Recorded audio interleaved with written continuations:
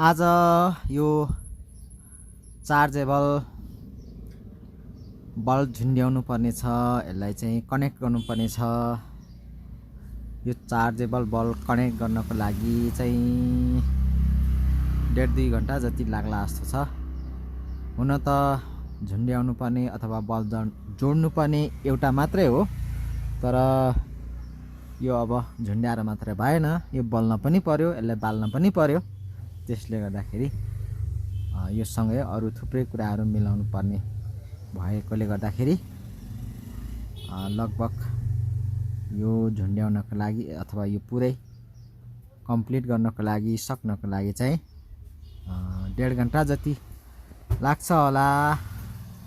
किनभने अब थुप्रै कुराहरू मिलाउनु पर्ने हुन्छ। यो चाहिँ झुन्ड्याएर मात्रै नि भएन, त्यसैले गर्दाखेरि अलिकति समय चाहिँ लाग्छ। यो चाहिँ अब चार्जेबल हो, ब्याट्रीबाट बल्ने हो। किनभने यो बिजुली जाँदाखेरि अँधेरो हुन्छ, जसले गर्दाखेरि चाहिँ बिजुली गएको समयमा चाहिँ यसलाई चाहिँ बाल्नु पर्ने हुन्छ। त्यसैले गर्दाखेरि यो जोड्नु परेको यो सँगै अरु पनि छ, तर अरु चाहिँ अब चार्जेबल होइन, यो चाहिँ चार्जेबल वाला हो। त्यसैले गर्दाखेरि बिजुली गएको समयमा चाहिँ बाल्नु पर्ने अवस्था हुन्छ।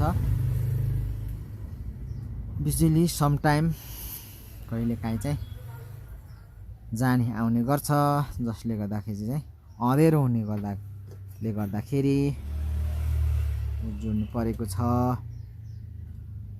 लगभग 1.5 घण्टा जति पनि बढी लाग्छ कि भन्ने समय छ, र अहिलेलाई चाहिँ लगभग 2 घण्टा जति लाग्यो। काम चाहिँ अब लगभग सकियो।